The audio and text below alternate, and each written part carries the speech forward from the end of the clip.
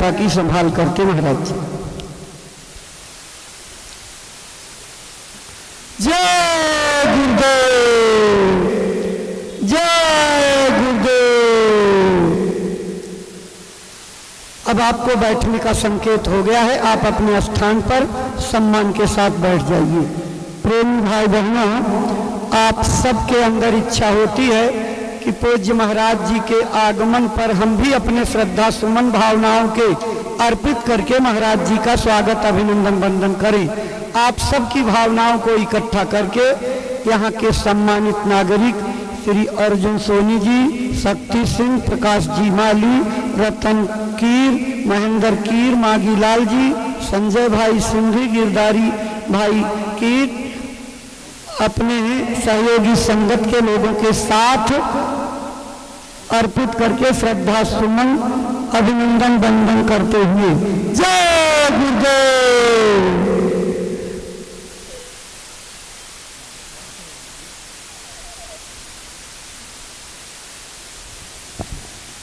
चलिए उठा लीजिए।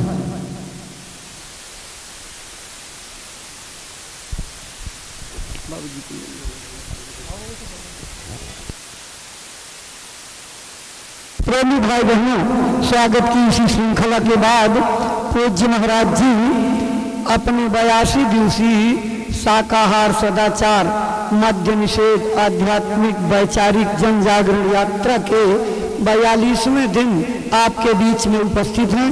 पूज्य महाराज जी के पावन चरण कमलों में श्रद्धा पूर्वक आदर सहित प्रार्थना करते हैं कि वो मथुरा आश्रम से जो गुरु महाराज के संदेश का संकल्प बना करके चले हैं, अपनी अमरवाणी से प्रेमी भाई बहनों को सुनाने समझाने की कृपा करें, ताकि आपकी अमरवाणी से प्रेरणा प्राप्त करके भाई बहन जीवन की अनमोल सांसों का उपयोग करते हुए मानव तन सफल, सार्थक और कामयाब बना सके। परम श्रद्धेय पूज्य महाराज जी। आप सभी लोग प्रेम के साथ में मालिक के पावन नाम का उच्चारण करेंगे। बोलो जय गुरुदेव, जय गुरुदेव, जय गुरुदेव, जय गुरुदेव, जय गुरुदेव, जय गुरुदेव। सर्वत्र विराजमान शब्द स्वरूप परम पूज्य स्वामी जी महाराज के श्री चरणों में कोटि कोटि नमन प्रणाम करते हुए इस सत्संग समारोह में पधारे हुए सभी सत्संगी धर्म प्रेमी भाई बहनों को सादर जय गुरुदेव। प्रेमी भाई बहनों, हम आप परम सौभाग्यशाली हैं कि ऐसे कलिकाल में हम लोगों को ये मानव तन, ये मनुष्य शरीर प्राप्त हुआ। उससे भी परम सौभाग्य की बात है कि मनुष्य रूपी मंदिर में बैठ करके हम लोगों को सत्संग सुनने का ये अवसर मिल रहा। जब जन्म जन्मांतरों के शुभ पुण्य कर्म संचय होते हैं, तब बड़े ही सौभाग्य से ऐसा दुर्लभ अवसर प्राप्त होता। सत्संग जल जो कोई पावे, मैल आई सब कट कट जावे। यह ऐसा जल है जिसमें स्नान करके जीव निर्मल हो जाता। संतों महात्माओं के सत्संग में कभी किसी जात बिरादरी, किसी कौम या मजहब या किसी भी व्यक्ति विशेष की कभी कोई निंदा, चुगली, आलोचना या किसी की बुराई नहीं की जाती। प्रेमी भाई बहनों, जब हम लोग इस संसार में पैदा हुए तो ना कोई जात बिरादरी लेकर के आया, ना कोई कौम या मजहब लेकर के आया, न कोई अपना नाम लेकर के आया। सिर्फ नंगे रोते हुए हम लोग इस संसार में पैदा हो गए। बाद में जो औजार उस परम पिता परमात्मा ने बख्शे, मन, बुद्धि और चित्त, उससे जब हमारे अंदर चेतना आ गई तब हमारा नाम पड़ गया। कर्म के अनुसार हमारी जाति बन गई। धीरे धीरे हमारा फैलाव दुनिया में होता चला गया। हमने बाल बच्चे बना लिए, हमने रिश्ते नातेदार बना लिए, हमने कुटुंब परिवार वाले बना लिए, हमने जमीन और जायदाद हासिल कर ली और इसको अपना समझ करके हम आप यहीं पर बैठ गए। फिर जब जाने का वक्त आया, फिर आपको यहां से खाली हाथ भेज दिया गया। ना आपके साथ आपका नाम गया, ना आपके साथ जात और बिरादरी गई, ना आपके साथ ये जमीन और जायदाद गई। जिस छाया को प्राप्त करने के लिए आपने अपना पूरा जीवन गुजार दिया, तो न माया हाथ में आई और न छाया हाथ में आई। खाली हाथ आए थे और खाली ही हाथ आपको यहां से वापस भेज दिया गया। कहने का मतलब ये है कि उस परम पिता परमात्मा ने अति दया और कृपा करके आपको ये मनुष्य शरीर दे दिया और आपको स्वतंत्र कर दिया गया कि भाई मैंने तुमको ये मनुष्य शरीर दिया है तुम्हारी जीवात्मा के रहने के लिए।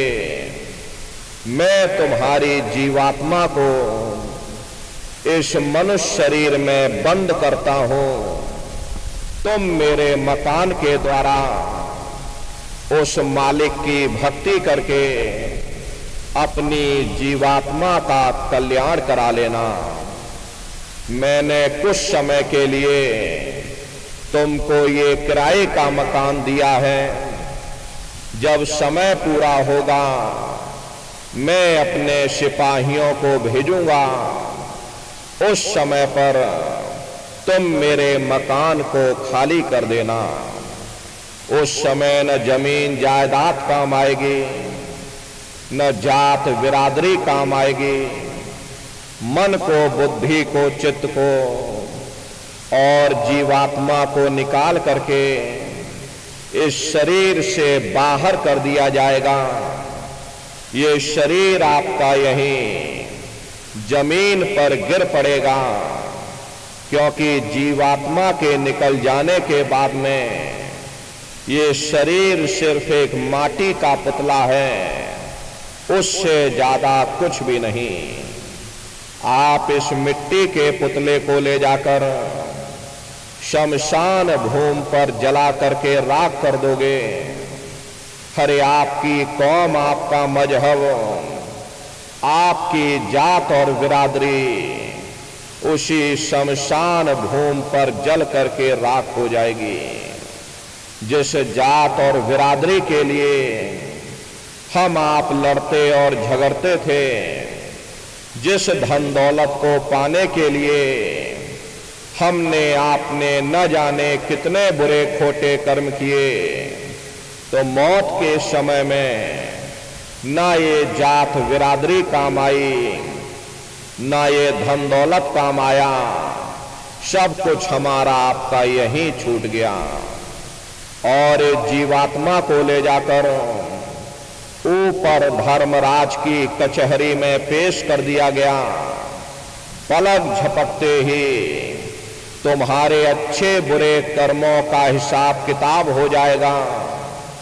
धर्मराज तुमको सजा सुना देंगे कि ले जाओ इनको फलाने नरक में ले जाकर डाल दो, क्योंकि मैंने इनको मौका दिया था, मैंने इनको मनुष्य शरीर दिया था। अब की बार गीता रामायण को पढ़ करके, उन धर्म पुस्तकों को पढ़ करके, किसी संत महात्मा की खोज करके, उनके बताए हुए रास्ते पर चल करके, उस मालिक की भक्ति करके अपनी जीवात्मा का कल्याण करा लेना।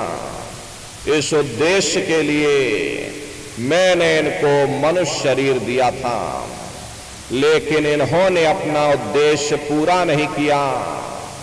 जब जब ये मनुष्य शरीर में आए, कभी इन्होंने विचार ही नहीं किया कि आखिर ये मनुष्य शरीर हमको क्यों मिला, क्या इसका उद्देश्य है, मरने के बाद हम कहाँ जाएंगे, हमारे बाल बच्चे कहाँ जाएंगे, हमारे रिश्ते नातेदार कहाँ जाएंगे, हमारे कुटुंब परिवार वाले कहाँ जाएंगे, और इनकी उस समय पर क्या हालत होगी।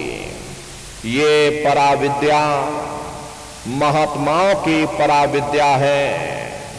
हम आप इस जड़ संसार में फंस करके उस पराविद्या से अनभिज्ञ हो गए और अपने उद्देश्यों को भूल गए, अपने वादे को हम आप भूल बैठे।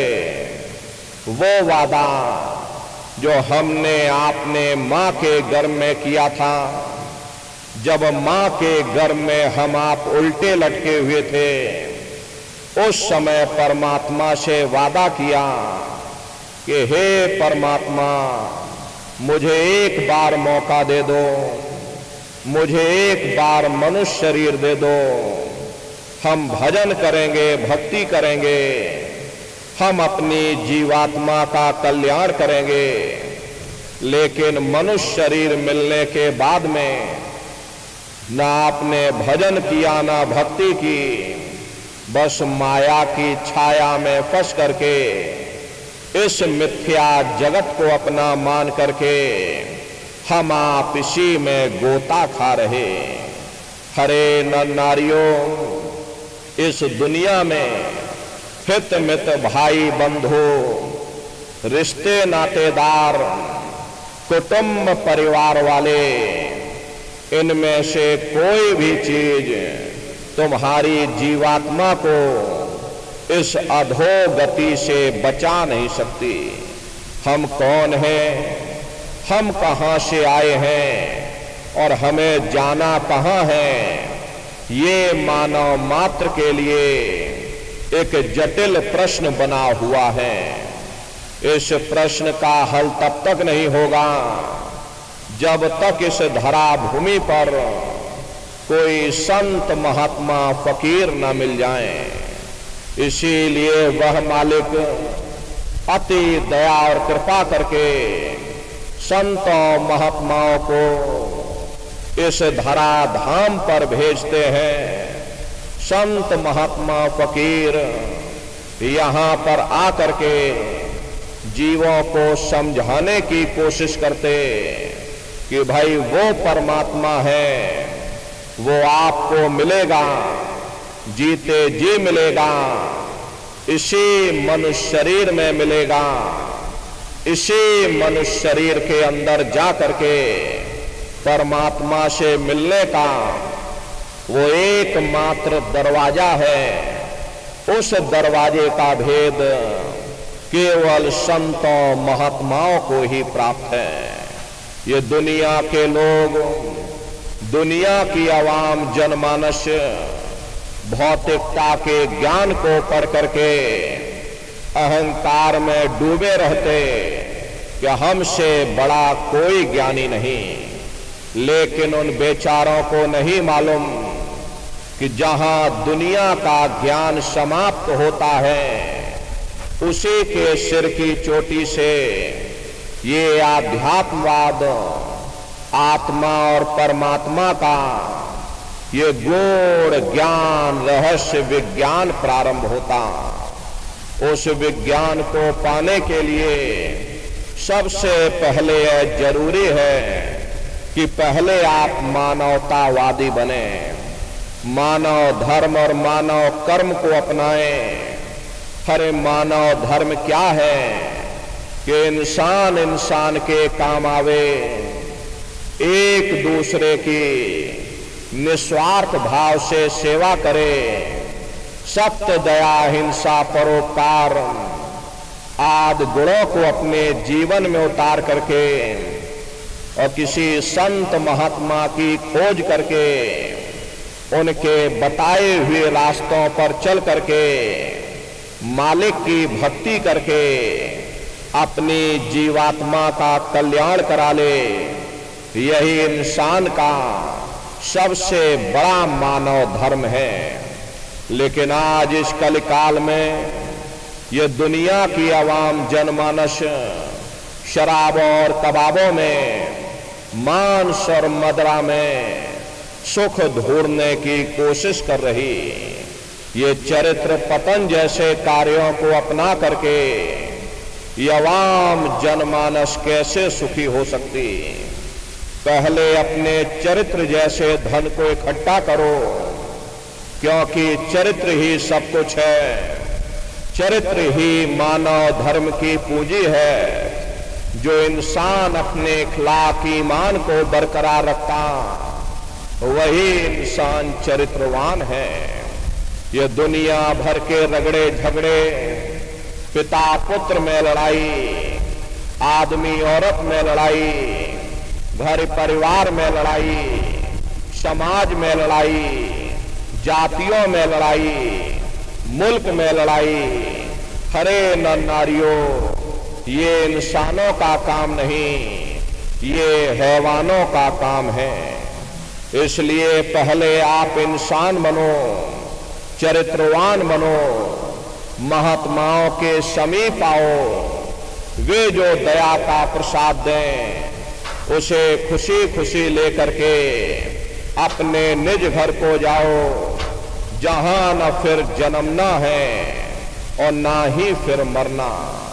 इसीलिए हमारे गुरु महाराज परम संत बाबा जय गुरुदेव जी महाराज ने आवाम जनमानस के बीच में ये आवाज लगाई है कि इंसानों, तुम अपने दीन ईमान पर वापस आ जाओ और जिस्मानी मंदिर में बैठ करके भगवान का सच्चा भजन करो, जिससे तुम्हारी जीवात्मा नरकों में जाने से बच जाए। अरे हम माने ना माने, लेकिन संत महात्मा त्रिकालदर्शी होते, वे सब कुछ जानते हैं। अगर हम उनके वचनों को मान जाएंगे तो हम लोग बच जाएंगे, नहीं तो खाई और खंदक में जाकर गिर जाएंगे। इसीलिए अभी वक्त है उस मालिक से सच्ची प्रार्थना करने का, खुदा के सामने अपने गुनाहों की माफी मांगने का, धर्म मजहब के नाम पर लड़ने झगड़ने का नहीं, जात बिरादरी के नाम पर लड़ने झगड़ने का नहीं। हमने बहुत लड़ लिया, बड़े बड़े झगड़े और फसादे की, बड़ी बड़ी नुक्ताचीनी की, सिवाय नफरत के हमको क्या मिला? नफरत की ऐसी ज्वाला जली जिसमें घर जल गया, परिवार जल गया, समाज जल गई, जातियां जल गई, अब सारा देश जल उठा। इसीलिए सारी मानवता बहुत थक गई। हर कोई ऐसी छांव चाहता है जहां उसे ठंडक मिले, शांति और सुकून मिले। ये सब वही मिल सकते हैं जहां शांति के संदेश होते, सुकून के संदेश होते, मानव धर्म और मानव कर्म के संदेश होते। और ये संदेश केवल संत महात्मा फकीर देते हैं जो समदर्शी होते, जो समस्त जीवों के अंदर उस प्रभु के अंश को देखते। ऐसे समदर्शी उन महात्माओं की खोज करो। ये मत देखना कि महात्मा किस जाति के हैं, महात्मा किस बिरादरी के हैं। हर जातियां कर्म के अनुसार बनाई गई, जन्म के अनुसार नहीं। मनुष्य की एक ही जाति है, वो है मानव जाति। और इसी मानव जामे में बैठ करके हमें उस मालिक की भक्ति करनी है। हरे नर नारियों सुपच जात के भंगी थे, रैदास जी जात के हरजन थे, मीराबाई जात की छत्राणी थी। अगर वे सब उस मालिक को प्राप्त कर सकते तो आप भी उस मालिक को प्राप्त कर सकते। लेकिन बगैर महात्माओं के, बगैर मुर्शिद के कोई भी जीव इस संसार समुद्र से ना कोई पार हुआ और ना ही कोई हो सकता। ये समुद्र ऐसा है जिसके न इस किनारे का पता न उस किनारे का पता।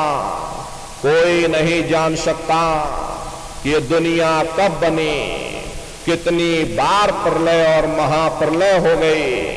लेकिन इतना जरूर मालूम है कि जिस दिन से दुनिया बनी हम लोग यहीं पर भटका खा रहे।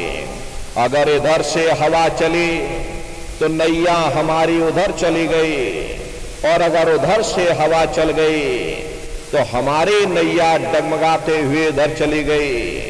न जाने कितने युग और कल्प बीत गए, लेकिन हमारी ये नैया आज तक इस भव सागर से किनारे नहीं लगी। इसलिए नर नारियों, सौभाग्य से वक्त का इतना बड़ा वरदान आपको मिला, ये मानव तन आपको मिल गया।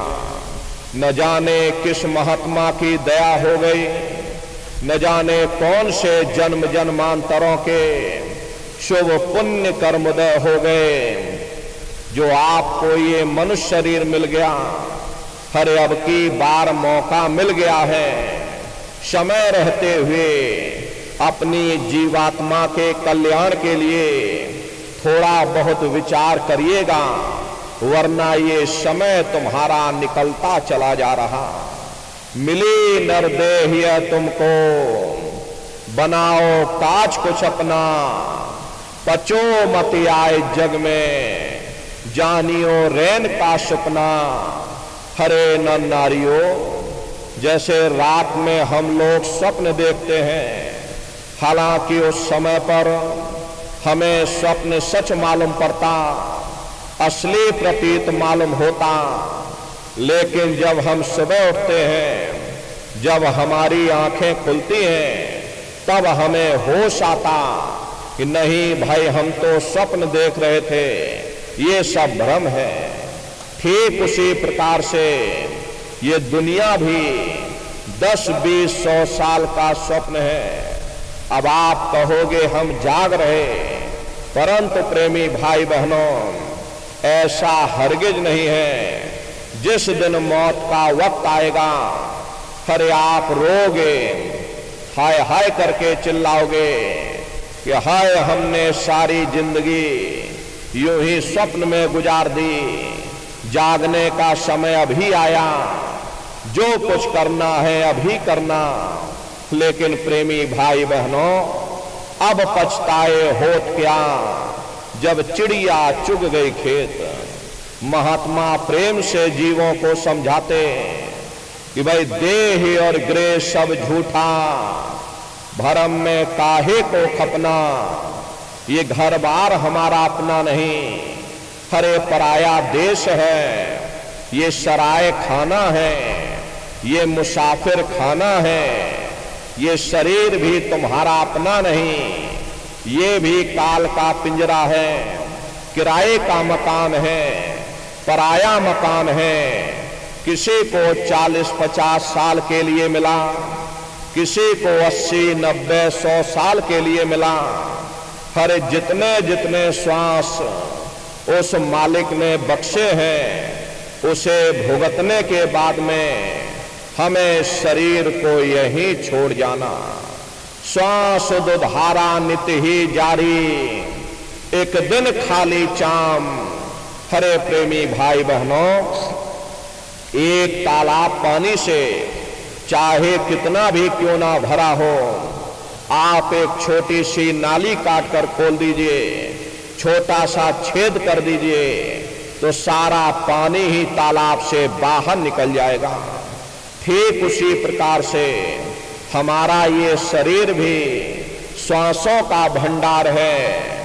जब तक श्वासों का भंडार जारी है, हम दुनिया के काम काज में फंसे हुए, दुनिया के कारोबार में उलझे हुए, लेकिन जिस वक्त ये श्वासों का भंडार खाली होगा, हर टेलीफोन खड़क जाएंगे, तार पहुंच जाएंगे, संदेश पहुंच जाएंगे। सब रिश्ते नातेदार, सब कुटुंब परिवार वाले, सब अड़ोस पड़ोस वाले मिनटों सेकंडों में इकट्ठा हो जाएंगे। हरे प्रेमी भाई बहनों, मामूली कष्ट नहीं होता। मौत के समय में घन घोर पीड़ा होती है। सहजो बाई ने उस पीड़ा को बयान किया कि सहजो मौतें आईया, अंगे अंग दिया तोड़, और हिया जरे छाती फटे, उठे पीर घन घोर। गुरु महाराज सत्संग में फरमाते थे कि जैसे 1 लाख बिच्छू एक साथ हमारे जिस्म पर डंक मारे, उससे भी लाखों करोड़ों गुना ज्यादा मौत के समय में दर्द होता। जब मृत्यु आती है तो किस तरह से प्राण निकलते, प्राणों के निकलने की क्या प्रक्रिया होती है, जरा उसे भी आप लोग समझ लीजिए। देखो प्रेमी भाई बहनों, जैसे संसार में महाप्रलय आता, महाप्रलय के समय क्या होता, सबसे पहले पूरी पृथ्वी ढह जाती। ये पृथ्वी पानी में घुल करके पानी बन जाती है।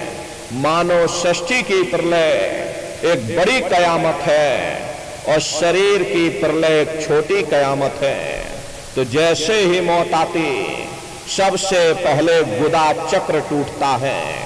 सिमटत भास श्वास उठ जावे, और प्राण पति जम सिमट समावे। उस समय हमारी श्वासें रुक जाती, शरीर की चेतना पीछे सिमटने लगती। तो सबसे पहले गुदा चक्र टूटता, क्योंकि गुदा चक्र में पृथ्वी का वास होता। गुदा चक्र टूट करके ऊपर इंद्रिय चक्र में समा जाता।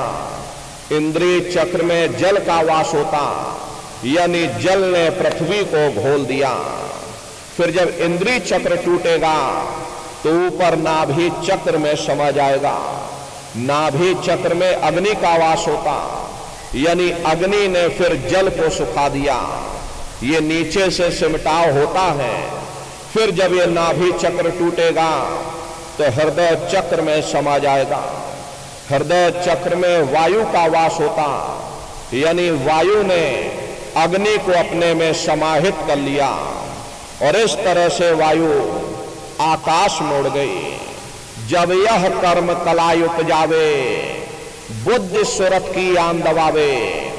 जब यह जीवात्मा पांचों तत्वों को लांग करके जल पृथ्वी अग्नि वायु आकाश पांचों तत्वों को लांग करके ऊपर आती है, तो काल दाड़ में आन दबानी।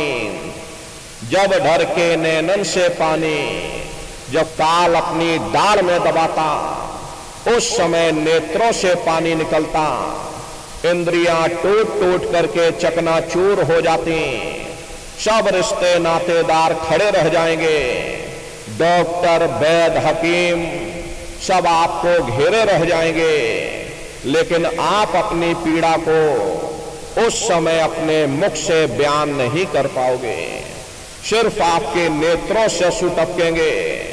यमदूत आते हैं, प्राणों की डोरी को तोड़ देते और जीवात्मा को खींच करके इस शरीर से बाहर कर दिया जाता।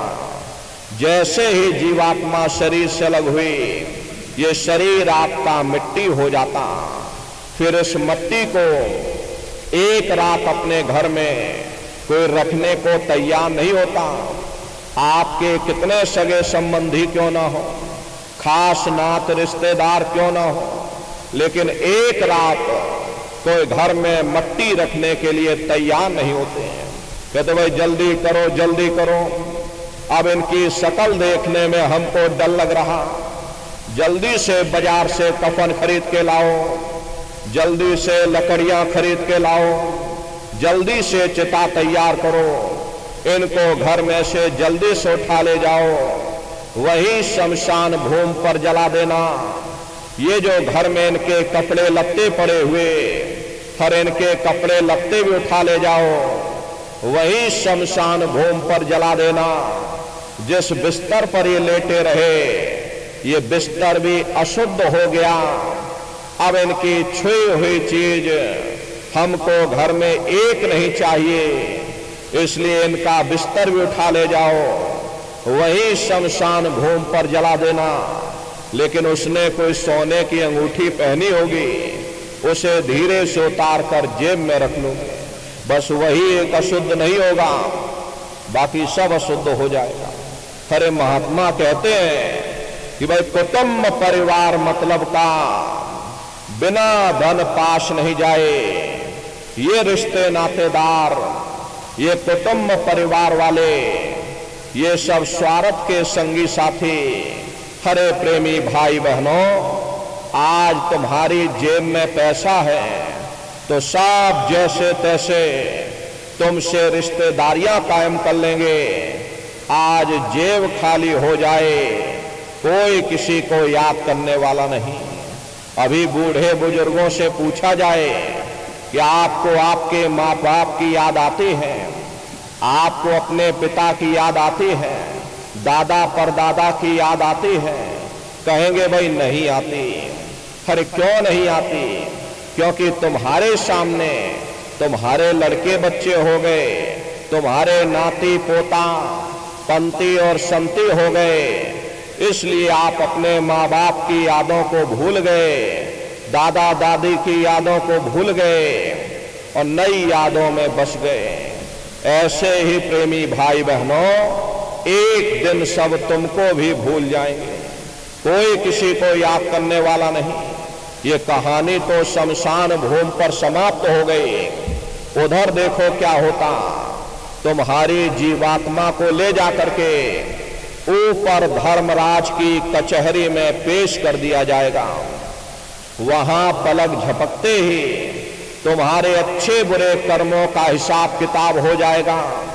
धर्मराज तुमको सजा सुना देंगे, ले जाओ इनको फलाने नरक में डाल दो, क्योंकि मैंने इनको मौका दिया था, मैंने इनको मनुष्य शरीर दिया था। जब ये मां के गर्भ में उल्टे लटके हुए थे, उस समय इन्होंने मुझसे प्रार्थना की थी कि मुझे एक बार मनुष्य शरीर दे दो, हम भजन करेंगे, भक्ति करेंगे, हम अपनी जीवात्मा का कल्याण करेंगे।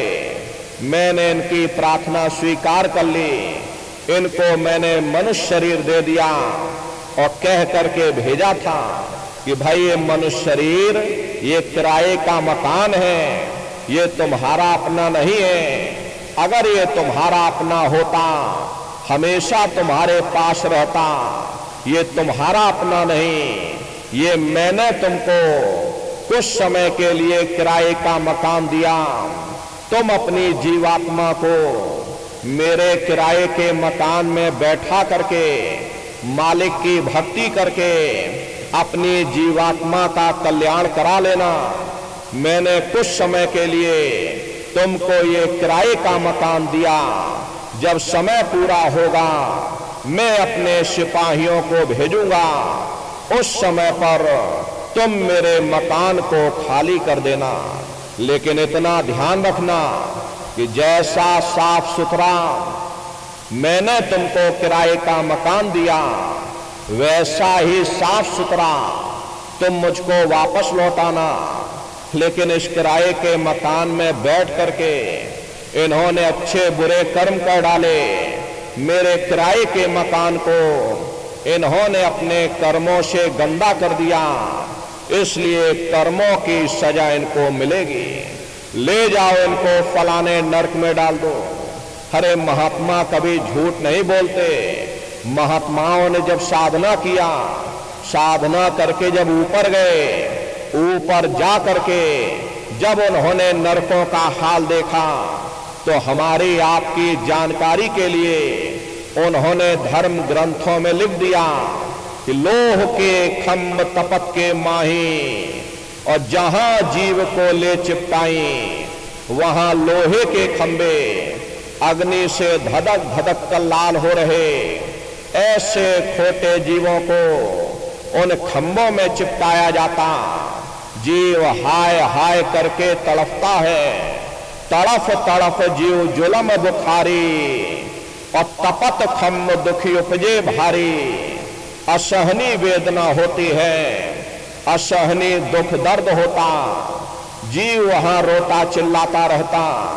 वहां कोई तुम्हारी पुकार सुनने वाला नहीं, कोई तुम्हारी दर्द भरी आवाज को सुनने वाला नहीं। हरे नर नारियों, ये दुर्दशा क्यों हो गई? क्योंकि हम लोग मनमुखी हो गए, मन के कहे पर चलने लगे। मन के कहे पर चल करके अच्छे बुरे कर्म करने लगे। कर्मों का ये जखीरा अंबार के अंबार हमने अपने सिर पर लाद लिए। आज उन्हीं कर्मों का भोग पा रहे। हरे महात्मा कहते हैं कि भाई नर के अनेक और हैं, कहाँ लग कहूं बखान। दुख भोगते यह जीव जो जाने जो भोग समान। कहते भाई एक नरक नहीं, ऐसे वहां अनेकों अनेक नरक बने हुए। अलग अलग खोटे पाप कर्मों के वहां पर अलग अलग नरक बने हुए।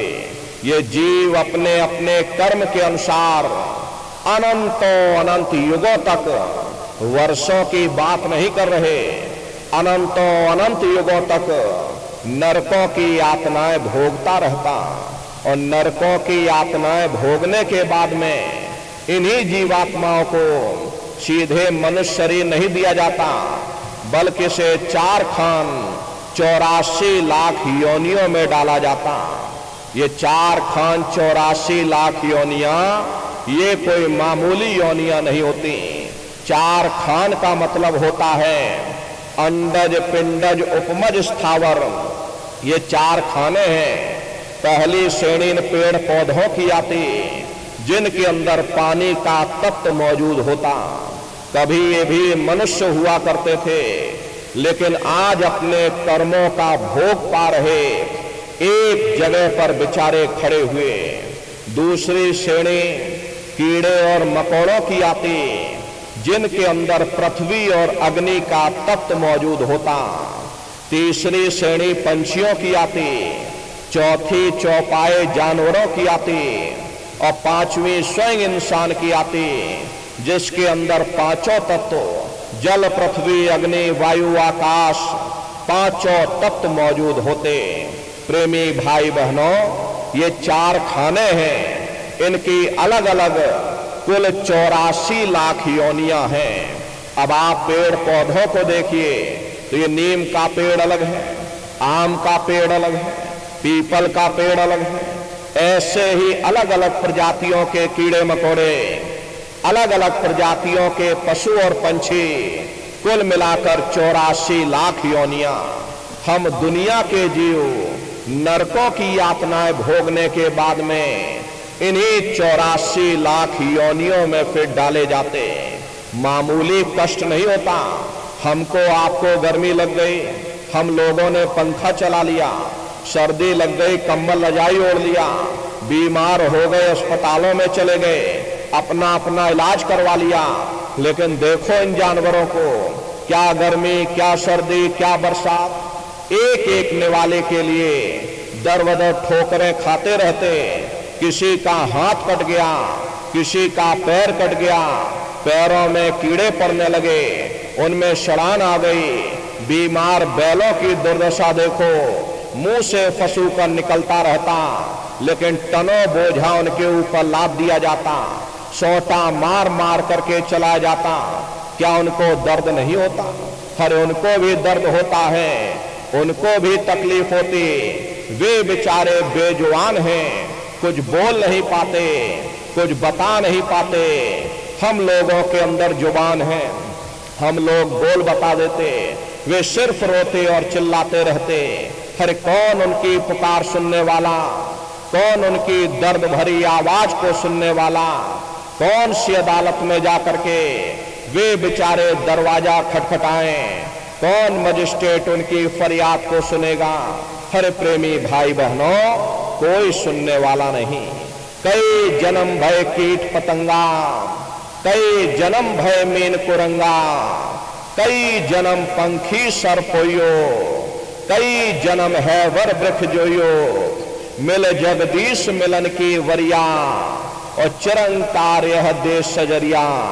करोड़ों करोड़ युगों से हम लोग नरकों की यातनाएं भोगने के बाद में फिर कभी कीड़े पतंगों की योनि में डाले जाते, कभी पेड़ पौधों की योनि में, तो कभी पशु और पंछियों की योनि में डाले जाते। प्रेमी भाई बहनों, 84 लाख योनियों की सबसे जो आखिरी योनि है वो गाय और बैल की योनि होती है। गाय स्त्री का रूप लेती और बैल पुरुष का रूप लेते। ये 84 लाख योनियों की सबसे आखिरी योनि यानी कि अंतिम पायदान है। उसके बाद तब जाकर के हम लोगों को दोबारा फिर से मनुष्य शरीर प्राप्त होगा। इसीलिए कहा गया कि बड़े भाग्य मानुष तन पाया, बड़े ही सौभाग्य से हम लोगों को ये मानव तन मिला। बड़े से बड़े देवी देवता भी इस मानव तन को पाने के लिए तरसते हैं, क्योंकि उन 84 लाख योनियों से, उन नरकों से निकलने का केवल एक ही रास्ता है, वह केवल मनुष्य का शरीर है। इसी मनुष्य मंदिर में बैठ करके हम उस मालिक की भक्ति कर सकते। इसीलिए संतों महात्माओं ने इस पंच भौतिक शरीर को सच्चा हरि मंदिर कहकर याद किया कि हरि मंदिर यह शरीर है और ज्ञान रतन प्रकट हुए। ये असली हरि मंदिर है। जब भी वो मालिक मिलेगा इसी हरि मंदिर के अंदर मिलेगा।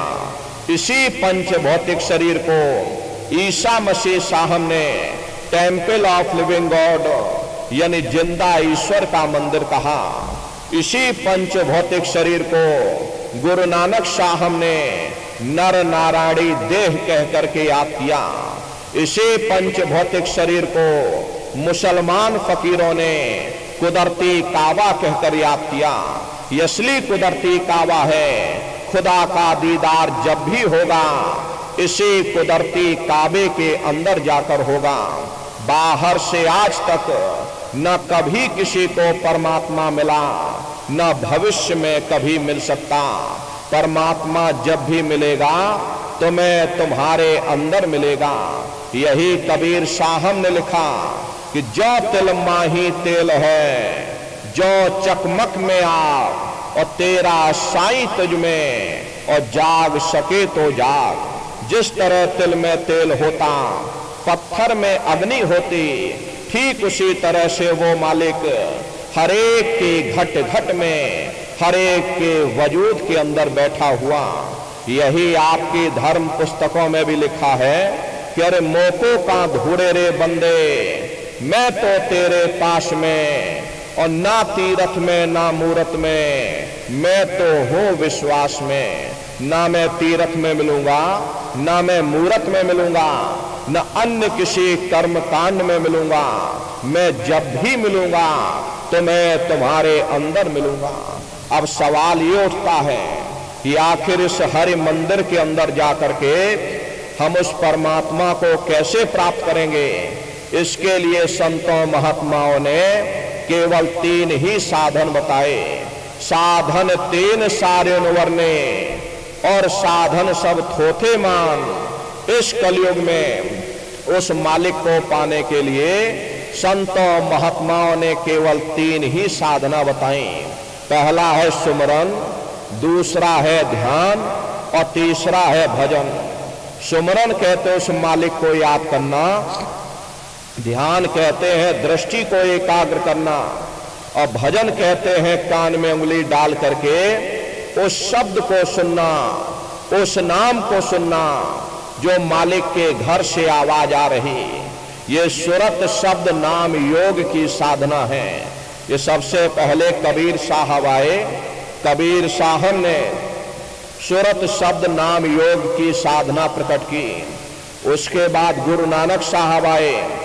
गुरु नानक साहब ने भी सुरत शब्द नाम योग की साधना जाहिर की। उसके बाद और भी महात्मा आए, कबीर, नानक, दादू दरिया, भीखा, रविदास, पलटो जगजीवन। चित्रकूट में चले जाइए, गोस्वामी जी महाराज जिन्होंने रामचरितमानस बनाई, उन्होंने भी सुरत शब्द नाम योग की साधना जारी की। अरे आपके राजस्थान की धरती पर मीराबाई हुई, सहजोबाई हुई, उन्होंने भी सुरत शब्द नाम योग की साधना प्रकट की। और प्रेमी भाई बहनों, हमारे गुरु महाराज ने इसकी परत दर परत खोल करके रख दी। तो ये सुरत शब्द नाम योग की साधना है। इस साधना के 3 अंग हैं। पहला है सुमरन, दूसरा है ध्यान और तीसरा है भजन। प्रेमी भाई बहनों, सुमरन कहते मालिक को याद करना, ध्यान कहते अपनी दृष्टि को एकाग्र करना, और भजन कहते हैं कान में उंगली डाल करके उस शब्द को सुनना जो मालिक के घर से आवाज आ रही। तो कैसे आप लोग सुमरन करोगे, कैसे आप लोग ध्यान करोगे और कैसे आप लोग भजन करोगे? जरा बैठ करके अच्छी तरह समझिएगा और घर पर जा करके करिएगा। तो सबसे पहले सुमरन कैसे किया जाएगा? सुमरन करने के लिए एक माला आप लोग ले लेना। ये देखो प्रेमी भाई बहनों, 108 दाने की ये माला है। अपने अपने घरों में बैठ करके बाहर से अपनी आंख को बंद कर देना। दोनों आंखों के मध्य भाग में अपने ध्यान को एकाग्र करके मन ही मन, अंदर ही अंदर हर दाने पर जय गुरुदेव नाम का उच्चारण करना। हर दाने पर जय गुरुदेव नाम, हर दाने पर जय गुरुदेव नाम, जय गुरुदेव, जय गुरुदेव, जय गुरुदेव, जय गुरुदेव। कुल 108 बार करिएगा। दोबारा इसी जगह फिर यहीं आ जाओगे, यहां से फिर जय गुरुदेव नाम का उच्चारण करना। हर दाने पर जय गुरुदेव नाम, जय गुरुदेव, जय गुरुदेव, जय गुरुदेव। कुल 108 बार करिएगा। तीसरी बार फिर यहीं वापस आ जाओगे। जब आप जय गुरुदेव नाम का उच्चारण करोगे तो दोनों आंखों के मध्य भाग में अपने ध्यान को एकाग्र करके और मन ही मन, अंदर ही अंदर, दाने दाने पर जय गुरुदेव नाम का उच्चारण करिएगा। जिसको आप याद कर रहे हो, एक समय ऐसा आएगा वो अंतर में तुम्हारे सामने प्रकट हो जाएगा। उसके स्वरूप को देख लेना, फिर उसी के स्वरूप को याद करके जय गुरुदेव नाम का सुमरन सभी नए प्रेमी भाई बहन करिएगा। तीसरी बार फिर यहीं से जय गुरुदेव नाम का सुमरन, चौथी बार फिर यहीं से जय गुरुदेव नाम का सुमरन। इस तरह से कुल 8 बार जय गुरुदेव नाम का सुमरन सभी नए प्रेमी भाई बहन करेंगे। 8 बार करने के बाद ये माला आप रख देना। प्रेमी भाई बहनों, ये जय गुरुदेव नाम किसी साधारण इंसान का नाम नहीं, ये स्वयं अनामी महाप्रभु का